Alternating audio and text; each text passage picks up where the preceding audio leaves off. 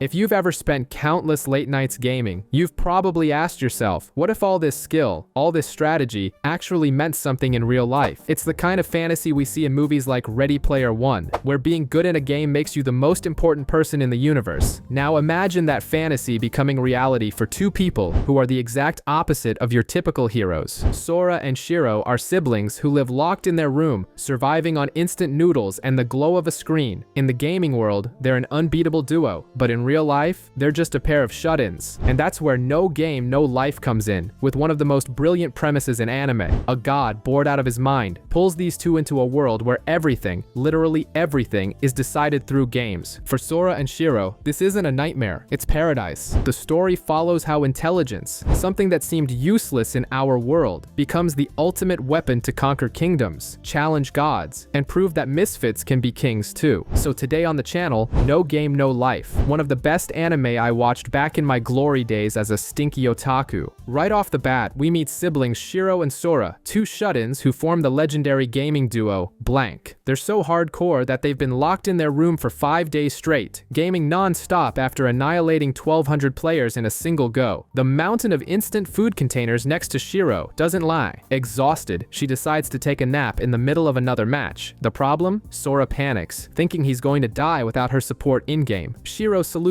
is genius. She just shoves the controllers at her brother's feet and tells him to deal with it. Now, Sora has to control 4 characters simultaneously with his hands and feet. And what does he do? He complains for a bit, then accepts the insane challenge. This gives you a pretty good idea of the level of determination these two have. A little later, they receive a mysterious email with a link. Breaking the #1 rule of the internet, Sora clicks it and opens a chessboard. Since Shiro is the master of that particular game, she takes over. The match goes well until their opponent makes a bizarre move, essentially blocking themselves. Sora realizes it instantly. It's not a computer program. It's a person trying to bait Shiro into making a mistake. He reassures her, saying that together, as Blank, no one can beat them. After the match, they are literally sucked into another world by a god named Tet.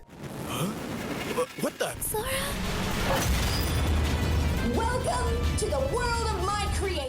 Who explains that everything there is decided by games. Upon arriving, they waste no time. They win clothes, gold, and quickly get the hang of how things work. They even figure out the scheme of a cheater named Kurami and her elf friend. At the end of the day, in a tavern, Sora looks out the window and wonders why anyone would want to return to a crappy game like our world. They've come to stay and to conquer. Let the games begin. Sora decides to mess with Stephanie with a game of rock, paper, scissors. The bet is simple. He tells her he's only going to play paper. If he wins, she has to do him a little favor. If she wins, she gets a hint about how Kurami cheated. Stephanie tries to devise a convoluted strategy to win, but Sora has already predicted everything and wins hands down. The favor Sora asks for is for her to fall in love with him. I want you to love me! Huh? To love me!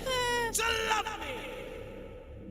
He thinks it was a masterstroke to gain access to the palace, but the ever-pragmatic Shiro points out that he could have just asked for her things. Sora has a complete breakdown when he realizes that his strange wish clouded his judgment. Meanwhile, Stephanie struggles against the pledge's magic, banging her head against the wall. To make matters worse, Shiro pushes Sora, who ends up in an awkward situation. For a second, Stephanie is on cloud 9, but then reality hits, and she kicks him out. Outside, the siblings nearly have a panic attack, each terrified of being without the other. When Stephanie opens the door and they see each other, they rush into an embrace. Her conclusion? These two are completely insane. Later, they head to the library. There, Shiro proves she's a human computer, learning the amenity language in seconds. Stephanie is blown away by Shiro's intelligence and Sora's problem-solving skills, thinking that maybe they are Elkia's salvation. Sora then asks why she wants the throne so badly, and she confesses she wants to prove her grandfather wasn't a fool. In the hallway, they run into Kurami. Seeing Stephanie wrapped in a sheet, Kurami throws the clothes she won on the floor to humiliate her. When Stephanie starts to cry, Sora steps in. He hands the clothes back to Kurami and warns her, they're yours, but not for long. Kurami just scoffs, saying Stephanie has found some new idiots to follow her around. Back in the hall, Sora notes his new objective on his phone. He will become the king. On the way to the game, in the carriage, Kurami tries to sell her pitch to Sora, Shiro, and Stephanie. She gives an emotional speech claiming everything she did was for the good of humanity. According to her, the human race is the the weakest of the bunch and can't survive alone. Her arguments are so good that even Stephanie almost falls for her pitch. Sora seems to agree, and Kurami gets excited, asking if he'll support her. Then, Sora and Shiro drop a perfect JoJo's Bizarre Adventure reference and hit her with a resounding no. Sounds pretty promising. Doesn't it? That's why you should withdraw with Melon. But I refuse!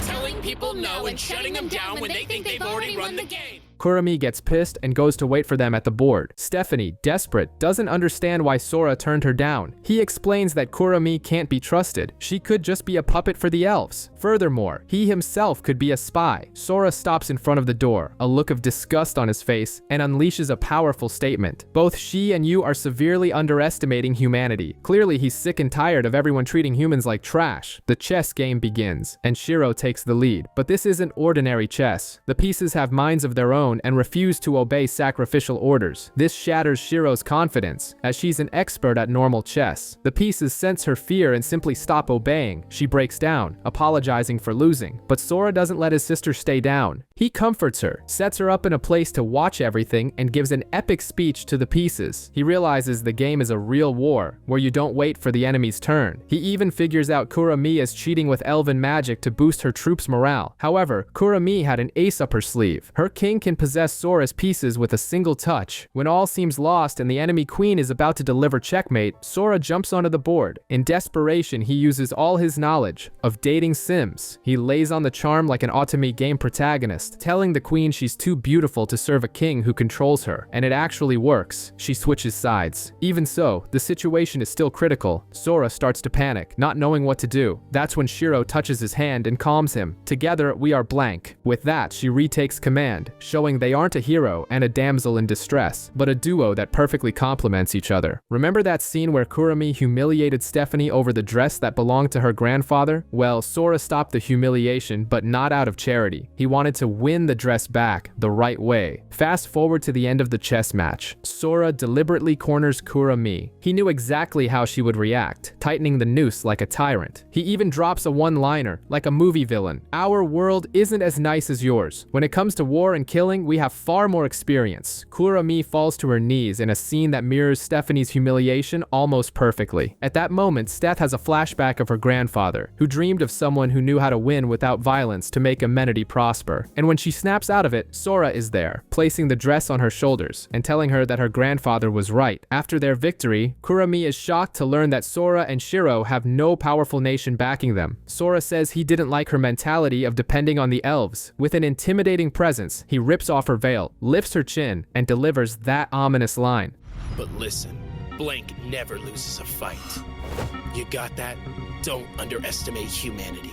Sora's whole boss-like demeanor lasts until Kurami bursts into tears. The majestic Sora vanishes instantly. He becomes flustered, stammering, completely at a loss for what to do with a crying girl. Balance is restored to the universe. Later, in the middle of their research, the world turns cosmic and Tet, the god of games, appears. Shiro says, "It's the kid who calls himself a god." And Tet, overjoyed, replies, "I don't call myself a god, I am a god." On the roof, Sora, never missing a chance to play Sherlock, lays out his theory. Tet's loss to Shiro in chess was the first of his life. The god of games was so salty about it that he decided to bring them to Disboard. The look on Tet's face says it all, and he can only laugh. It seems Sora hit the nail on the head. Stephanie is beyond pissed. She thought Sora and Shiro were just lazing around all day, betraying the trust and hope she had placed in them. So, she storms into the room on a mission to teach them a lesson. Her plan was this: challenge Sora, use reverse psychology to get him to let her choose the game, and then use a trick she'd practiced to win at blackjack. If she won, her demand was for Sora to become a decent person. Things seem to go her way. He lets her choose the game, she wins the first few hands, and her confidence soars. In the final hand, nearly tied, he doesn't even bother looking at his cards. Stephanie feels like the queen of the game, flips her cards, and shows a king and a 10. 20 points. A sure win, right? Wrong. Sora turns over his cards and reveals a king and an ace of spades. 21. Blackjack, right in her face. He wins the bet and turns the tables. Devastated, she asks how he did it. Sora's explanation is a masterclass. Luck doesn't exist. Blackjack is a game of skill involving card counting, and her pathetic attempt at cheating only made it easier for him to count. Shiro was so bored, she didn't even bother to watch. As punishment for losing and for bragging about her social life, they make her their doggy for the day, complete with ears and a tail. The problem is when they go out, everyone gives them strange looks. Steph explains it's because she looks like a war beast, a race that humans are terrified of. And then, a light bulb goes off in Sora's head. He connects the dots. The Eastern Federation, land of the war beasts, is an Eden composed entirely of beautiful girls with animal ears. Is an Eden composed entirely of hot girls with animal ears? He becomes obsessed until Shiro brings him back to reality. To complete their mission, the duo needs information and discovers that a flugel won the National Library. They go to challenge her. When they enter, the place is enormous and seems empty until a figure descends from the sky. Massive wings spread from wall to wall, and golden eyes reveal glowing crosses. Stephanie is paralyzed with fear. Even Shiro, who fears nothing, gives a hysterical smile and thinks, "That's not an angel, that's death itself." But then, the flugel speaks with a cute, childish voice. The look of dread on Sora and Shiro's faces says it all. This opponent is on another level. So far, we've only heard that the flugel are badasses. Stephanie is terrified of them, and Sora and Shiro got pretty tense when Jabril showed up. But looking at her, she just seems like another pink-haired waifu. The powerful vibe is there, but her appearance doesn't quite match. That changes when the game begins. It's a word game where whatever you say becomes real. Shiro is already in Sora's lap. Stephanie is screaming in panic in the background, and the elegant Jabril lets the blank duo go first. Sora, with a smirk that screams trouble, says the first word, hydrogen bomb. Suddenly, a nuclear missile appears in the sky. While Jabril and Stephanie try to figure out what it is, the bomb detonates. Jabril, faster than the Flash, creates a shield to protect the humans, but she faces the blast head-on without even flinching. A thermonuclear weapon is just a light breeze to her. Okay, the Godslayer reputation wasn't an exaggeration. The game continues, and Sora basically destroys the entire game world. He corners Jabril until, in a moment of sheer arrogance, she falls into his trap by using the phrase empty-headed academic to mock him. Little did she know, Sora was counting on it. He plays his hidden card which says Coulomb Force. By removing this force from the game's universe, he creates a hypernova. Basically, he throws an exploding sun in her face. The temperature? 50 billion degrees Celsius. GG. Even after being defeated for the first time in her life, Jabril remains calm and even happy. She admits the game was already won from the very first move. Back in the library, she calls Sora insane, and his response is epic. You can't exactly be normal to challenge God, can you? And not just any god, but Tet himself. Jabril is so stunned that her allegiance shifts on the spot. She has just found a new master.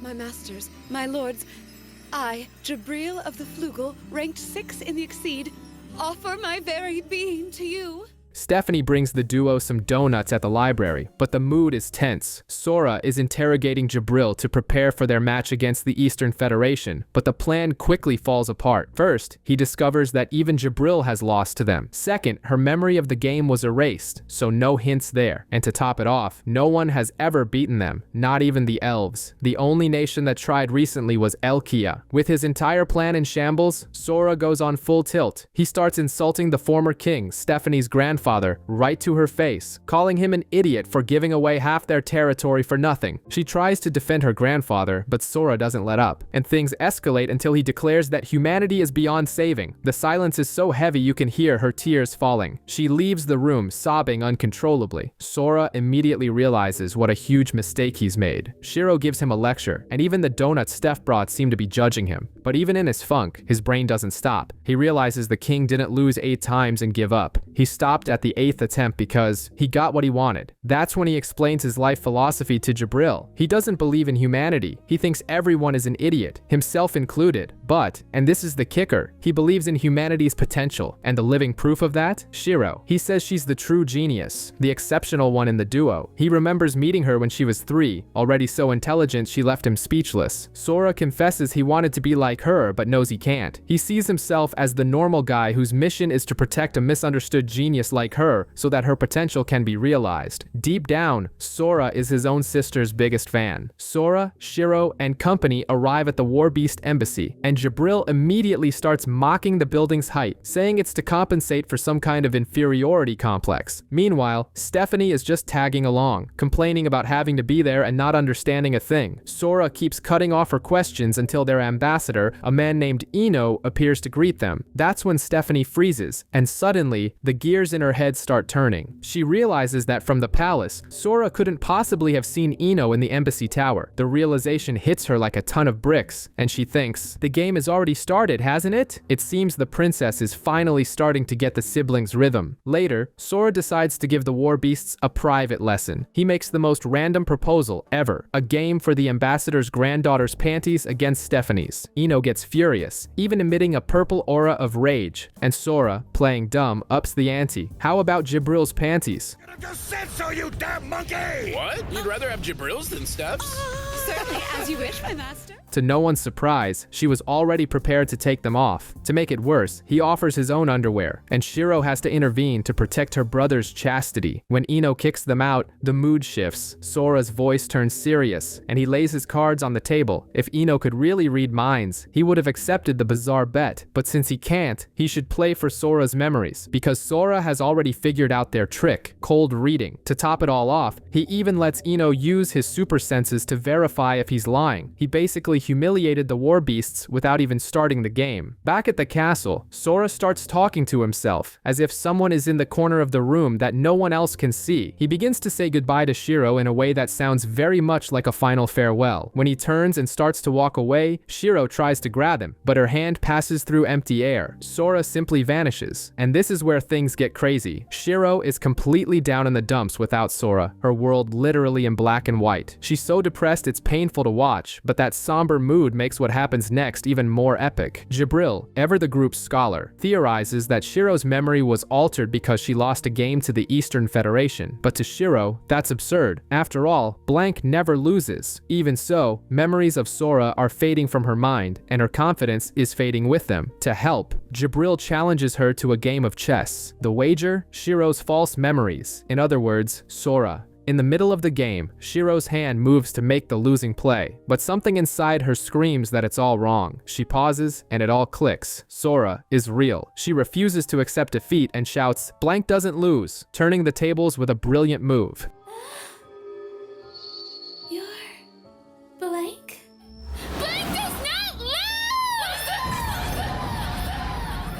At that moment, colors begin to return to her world. She's fighting her way back to sanity through sheer willpower. Shiro's conviction is the trigger for everything. She, Jabril, and Stephanie realize it's not just Shiro's memory that's bugged, but everyone's. And the only explanation for that is a game. Her confidence comes roaring back as she remembers Sora saying they are one, and she declares, "Brother would never leave me alone." Then Stephanie, in her trademark clumsy fashion, trips over something invisible, revealing the game board. Shiro sees 3 pieces left and understands everything instantly. She knows exactly what Sora planned. She plays the first piece. 3, the way to win the game. Dozens of enemy pieces flip to her side. She plays the second. 2, your absolute trust in me. Another wave of pieces defects. She hugs the final piece. And 1, everything that I am. With the final move, the false reality shatters, and Sora appears on the floor, finally visible. And Shiro? She breaks into the happiest smile in the universe. After all that, she deserved it. Their trust in each other saved the day. Sora's plan to foster teamwork hit a wall of pure spite. It turns out the elf, Phil, is still pissed at Jabril over something that happened years ago during the Great War. Apparently, the elves had placed magical speed bumps in the sky to prevent aerial attacks. Jabril was on a combat mission when she hit one, fell from the sky, and, in a fit of rage, simply destroyed at least one entire elven city.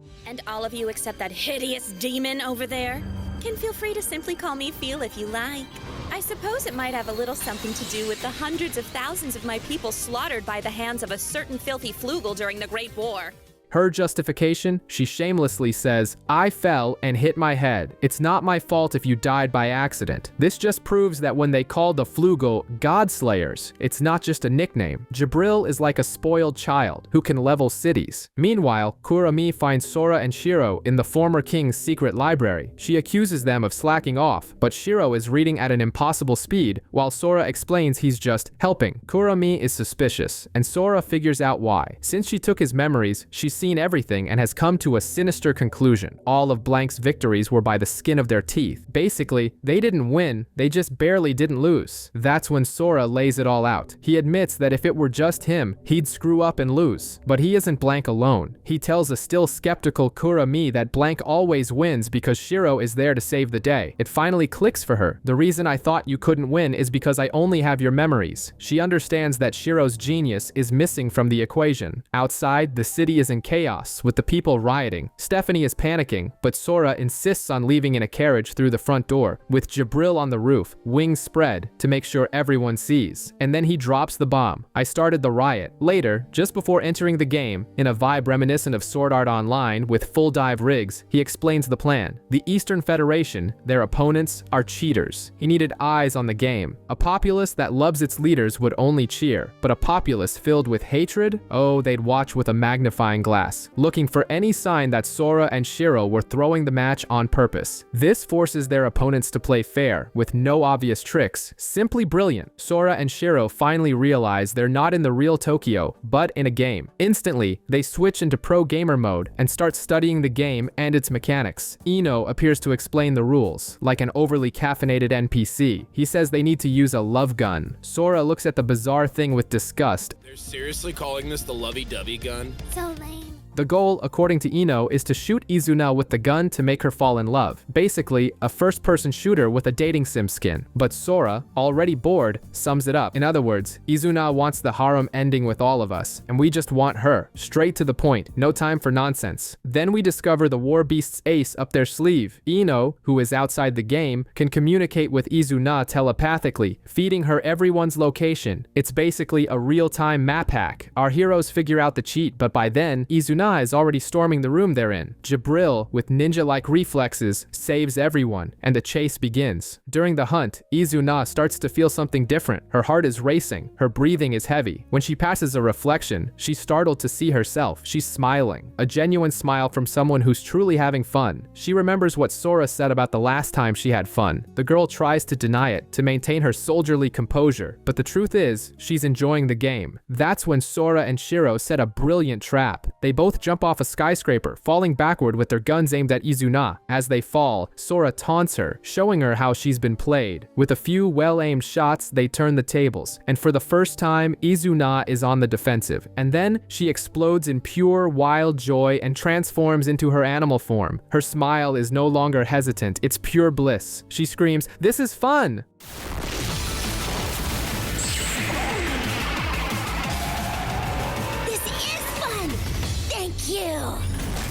With this new power-up, things are about to get insane. We learn that Izuna's power is called Blood Destruction. It's an ability that pushes her far beyond her normal limits, and few war beasts can even use it. The power is so insane that even Sora, the guy who plans for everything, was freaked out. He admits he didn't expect something so overpowered. Seeing Sora and Shiro, who think of 1,000 contingencies, get caught off guard is actually kind of refreshing. Izuna's speed and strength are so absurd that she takes down Sora and Shiro with her love gun. They both fall to the ground, completely in love with her, with little hearts floating up. Izuna, exhausted from the power, reverts to her normal form and celebrates her victory. "I did it!" she shouts, overjoyed.